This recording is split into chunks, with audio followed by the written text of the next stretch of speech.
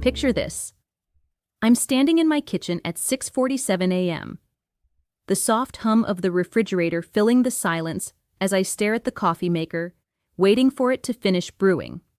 There's a faint glow of dawn sneaking through the window blinds, casting slanted lines across the counter, where Lila's crayons are sprawled out like a tiny rainbow explosion.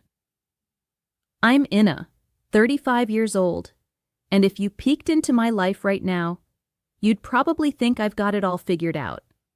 I mean, on paper, I do. I'm a marketing manager at a mid-sized firm downtown, crafting campaigns that convince people they need things they didn't even know they wanted.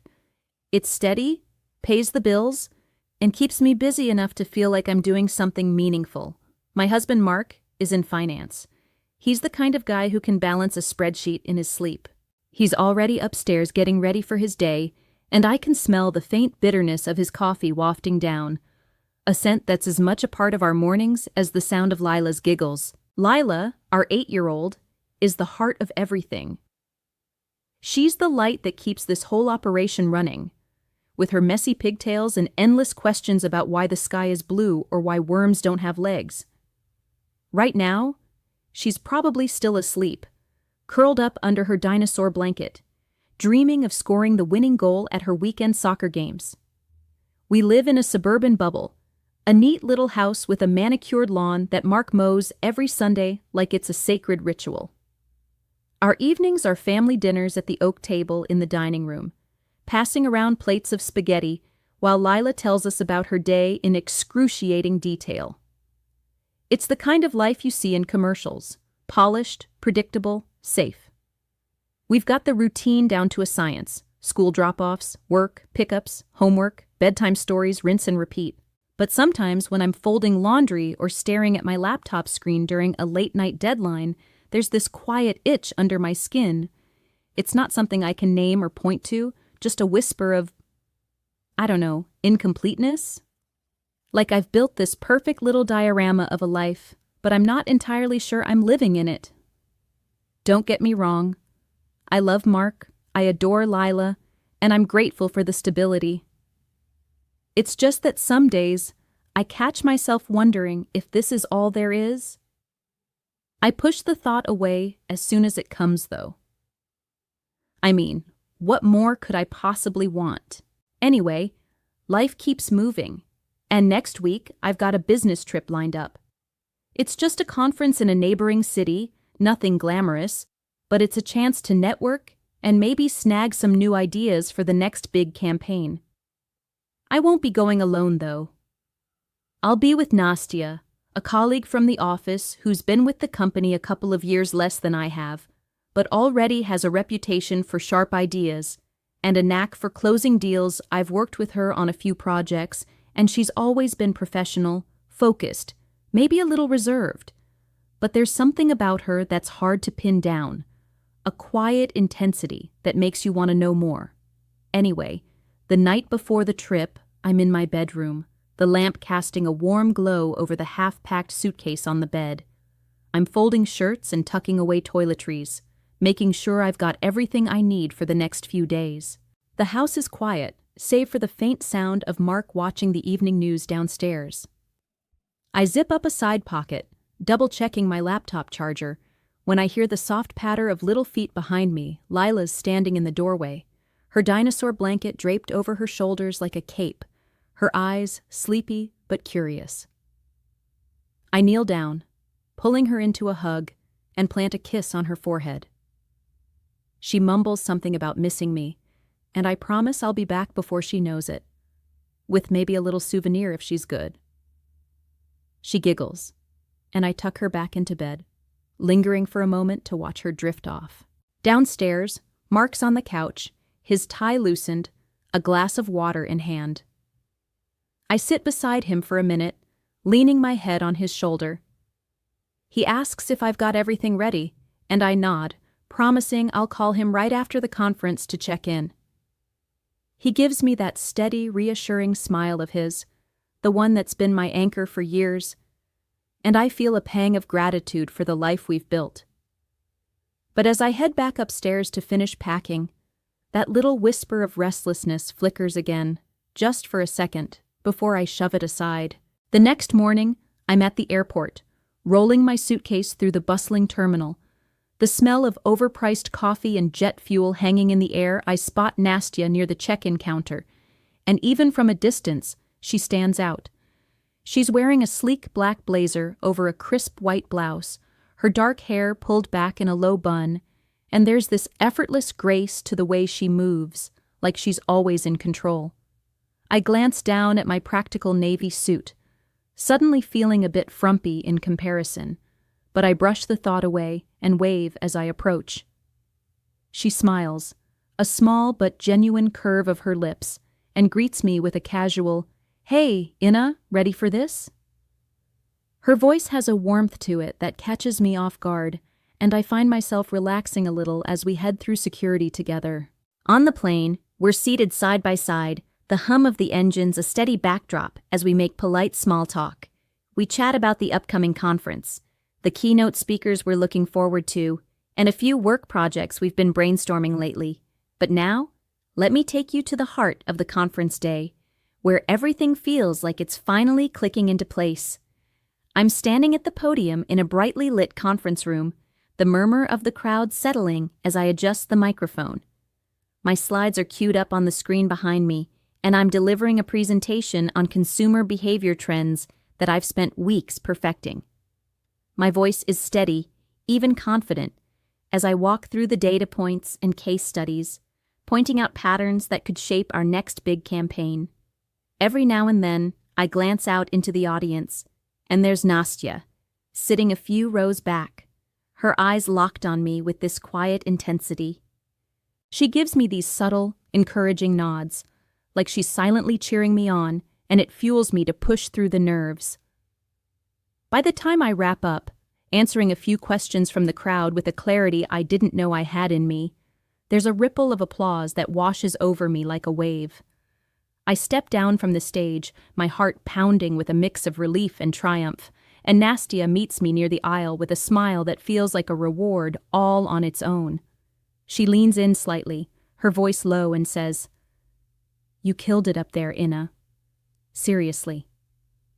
I can't help but grin, feeling this surge of professional pride that I haven't felt in a long time.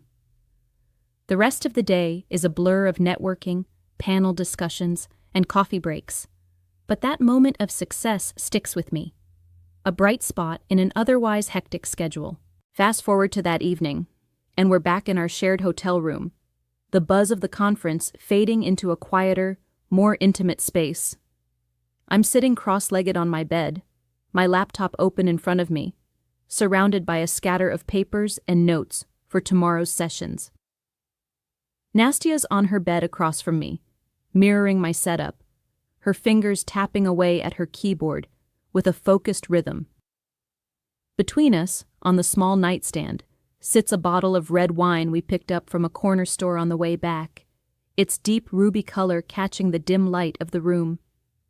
Our glasses are half full, resting within arm's reach, the faint scent of the wine mingling with the sterile hotel air. Outside the window, the city lights flicker like distant stars, casting a soft, golden glow across the room, painting shadows on the walls. It's peaceful in a way I didn't expect, this little bubble of calm after a day of constant motion. We're sorting through documents, double-checking schedules, and tossing ideas back and forth about how to pitch a new concept tomorrow. But as the minutes tick by, the conversation starts to drift away from work, easing into something more personal, unguarded. Nastya's the one who breaks the barrier first. She sets her laptop aside for a moment, takes a slow sip of her wine, and starts telling me about a relationship she had a few years back. Her voice is soft, almost hesitant at first, like she's testing the waters. But there's a raw honesty in her words that pulls me in. She talks about how it fell apart, not because of some big fight, but because they just couldn't align their lives, and I find myself hanging on every syllable, every pause. I'm watching her as she speaks, noticing things I hadn't paid attention to before. The way her fingers trace the rim of her glass absent-mindedly, a delicate, almost hypnotic motion. The curve of her neck as she tilts her head back to laugh at a bittersweet memory, the sound light but tinged with something deeper, the warmth in her dark eyes when they meet mine for a fleeting second, like she's letting me see a piece of her she doesn't show often. My chest tightens, and I'm suddenly hyper-aware of every detail, every breath in the room. It's like a veil's been lifted, and I'm seeing her, really seeing her, for the first time. And that's when it hits me. This truth I've buried so deep I barely recognized it myself. I've always been drawn to women. It's not a thought I've ever let myself fully explore, not with the life I've built, the promises I've made. But sitting here, in this quiet hotel room, with Nastya's voice weaving through the air like a thread I can't help but follow, it's undeniable. My hand, almost of its own accord, reaches out across the small space between our beds, brushing against hers as I set my glass down. The contact is fleeting, barely a whisper of skin against skin. But it's like a lightning bolt shoots through me, electric and sharp, searing every nerve in its path. My breath catches in my throat, a ragged hitch I can't disguise, and I feel the heat creeping up my neck, burning in my cheeks. I pull back slightly, my fingers trembling. But the sensation lingers, a phantom touch that I can't shake. I glance at Nastya, half expecting her to be oblivious, lost in her own thoughts, but she's not. Her eyes flutter open, slow and deliberate, like she's waking from a dream she's not ready to leave. I freeze, my heart slamming against my ribs, waiting for the inevitable. Confusion, rejection, a question I'm not prepared to answer. But instead, her gaze locks with mine, and there's something there, something unspoken, but so loud it drowns out the hum of the city beyond the window. It's a quiet understanding, a shared secret that neither of us has dared to voice until this very moment. My pulse is a wild drumbeat, echoing in my ears, and I can't look away. Can't break this fragile thread connecting us. I shift closer, almost imperceptibly at first, testing the waters, waiting for her to pull back, to shatter this illusion. But she doesn't. She stays, her body still, but her eyes inviting, daring me to cross the line. I've been tiptoeing around for far too long. My hand, braver now, slides up her arm, the softness of her skin under my fingertips sending another jolt through me, warm and dizzying. Her fingers find mine, intertwining with a gentle but firm grip, like she's anchoring me here, in this moment, refusing to let me retreat. I can feel the heat of her breath as our faces draw nearer, each inch closing. The gap feels like a mile, heavy with the weight of what this means. The room seems to shrink around us, the walls pressing in, the air thick with a tension that's both thrilling and terrifying.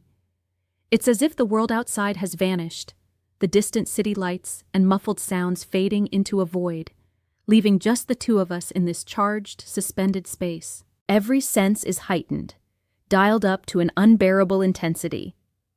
I can smell the faint trace of her perfume, something floral and subtle, mixing with the lingering aroma of the wine on her breath, intoxicating in a way that has nothing to do with alcohol. Her skin is impossibly soft, a contrast to the rough edges of my own nerves, frayed and raw from the storm raging inside me. My heart is pounding so hard I'm certain she can hear it, a frantic rhythm that betrays every thought I'm trying to suppress, and yet I can't stop. I don't want to stop. The pull is magnetic, inevitable, dragging me toward her like gravity itself has shifted. But even as I lean in, guilt claws at the edges of my mind, sharp and insistent. Mark's face flashes before me, his steady smile, the way he looks at me like I'm his whole world, the life we've carved out together with Lila at the center. Lila, with her dinosaur blanket and endless curiosity, who trusts me to always come back, to always be the mom she needs. What am I doing? How can I risk everything we've built for this fleeting, forbidden moment? I've spent years burying these feelings, convincing myself they were nothing more than passing thoughts, harmless daydreams that would never see the light of day. I've told myself I'm happy, that I'm content, that this life is enough. And it has been, hasn't it? But now, with Nastya so close, with the warmth of her hand in mine, the certainty And then it happens. Our lips meet, and it's like a dam breaking after years of relentless pressure, a flood of everything I've held back crashing through me all at once. It's shattering, yet so inevitable. As if every moment of my life has been leading to this single, earth-shaking point. Her lips are soft, warm, and there's a desperate urgency in the way they press against mine, like she's been waiting just as long as I have. My hands find her shoulders, then slide to the back of her neck, pulling her closer, kneading her closer, as if any space between us is too much to bear. Her fingers dig into my waist, firm and possessive, the heat of her body searing through the thin fabric of my shirt, branding me with a sensation I know I'll never forget. Time stops, or maybe it just ceases to matter. The world narrows to this, to her, to the way we're losing ourselves in each other, drowning in a current too strong to fight. I'm trembling, not from fear, but from the sheer intensity of it all. The raw, unfiltered rush of finally giving in to a desire I've denied for so long. In this hotel room, far from the life I've so carefully constructed, I'm cheating on Mark with a woman.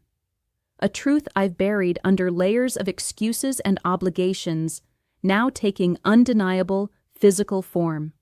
The weight of that betrayal slams into me even as I kiss her deeper, my mind a battlefield of guilt and liberation. I'm breaking every promise I've made to him, to our family, to the version of myself I've tried so hard to be.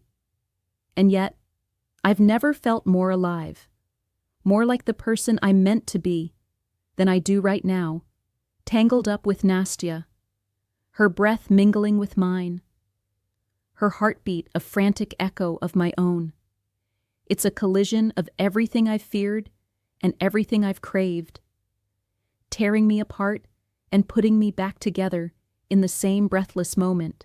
Her hands roam, tracing the curve of my back, and I can feel the heat of her palms through every layer, igniting sparks that race down my spine. My fingers thread through her hair, the strands silky and cool against my overheated skin, and I'm lost in the scent of her. That faint floral perfume, now mixed with something uniquely hers, something I can't name but know I'll always associate with this night. Every touch, every sigh, feels amplified, like my senses are on overdrive, cataloging every detail to replay in the quiet, lonely moments that I know will follow. There's a hunger in the way we cling to each other, a need that's been suppressed for too long, now unleashed with a ferocity that leaves no room for doubt or hesitation. I'm not thinking about tomorrow, or the consequences, or the life waiting for me back home. I'm just here, in this stolen sliver of time, feeling everything I've told myself I wasn't allowed to feel. When we finally pull apart, it's not because we want to, but because we have to breathe, our chests heaving as we gasp for air.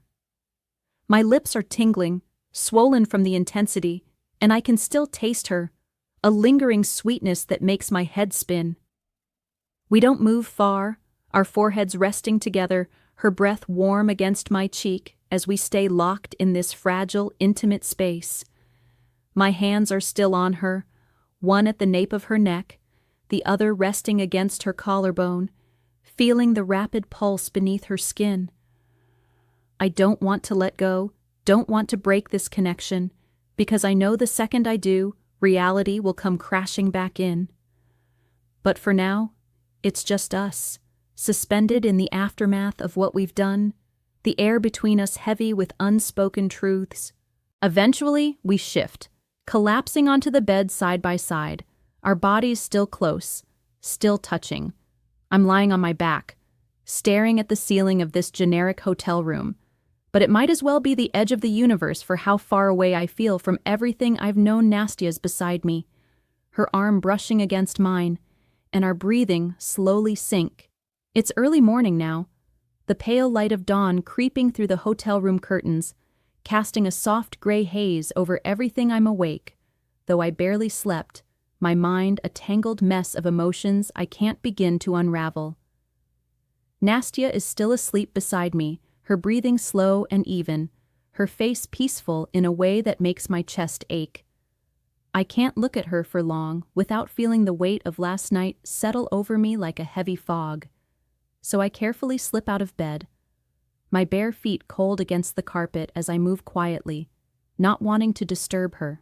I pad into the bathroom, closing the door behind me with a soft click, and stand in front of the mirror, gripping the edge of the sink. The reflection staring back at me feels like a stranger's. Eyes hollowed out by sleeplessness, lips still faintly swollen from hours ago. A face that's finally admitted a truth I've hidden for so long, but at a cost I can't yet measure. Who am I now? I don't know anymore. The woman in the mirror looks like she's been broken open, raw and exposed, and I'm not sure if that's a beginning or an end. I splash cold water on my face, hoping it'll shock some clarity into me, but it doesn't. My thoughts are still racing, replaying every moment of last night, every touch, every whispered breath, and the guilt that came with it. I pull out my phone, my fingers hesitating over the screen before I type out a quick message to Mark. Conference went successfully, heading back soon. I hit send before I can overthink it, and as the message disappears into the ether, I realize it's not a lie in the way I expected it to be. The conference was successful, but not just because of the presentation or the networking. It was successful because it forced me to see who I truly want to be with, who I've always wanted to be with. Even if I couldn't admit it until now, that realization sits heavy in my gut. A truth I can't unsee, no matter how much I might want to. I lean against the bathroom wall, the cool tile pressing into my back, and let myself confess something I've never said out loud, not even to myself. Until this moment, I've been betraying Mark for years. Not just with what happened last night, not just with my body, but with my thoughts, my hidden desires, the silence I've wrapped around them like a shield. Every time I've looked at a woman and felt that pull. Every time I've wondered what it would be like to live a different life. Every time I've pushed those feelings down and smiled at Mark like everything was fine. I've been lying.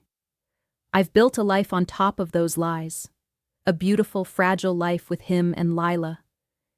And now I'm standing here, watching the cracks spread through it, knowing I'm the one who caused them. How do you come back from that?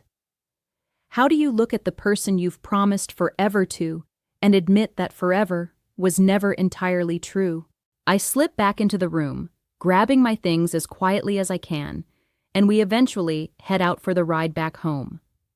The car is a cocoon of unspoken tension, the hum of the engine the only sound between Nastia and me. For long stretches of time, I keep my eyes on the road, my hands tight on the steering wheel, but I can feel her presence beside me. A silent weight that's impossible to ignore. Neither of us addresses what happened, as if speaking it aloud would make it too real, too permanent. But I catch her lingering glances out of the corner of my eye, quick, searching looks that tell me she feels it too. The pull, the confusion, the unspoken question of what comes next. I want to say something, anything, to break this suffocating quiet, but every word I think of feels inadequate, like it would either shatter everything or mean nothing at all. So we drive on, trapped in this limbo, the miles ticking by as the city skyline fades into the familiar suburban sprawl of home. When we finally pull into my driveway, the sight of my house, our house, brings a sense of relief and the hope that maybe, just maybe, we can find the right words once we step inside. Don't forget to subscribe, like, and comment if you enjoyed this story. This will help us create more engaging stories for you.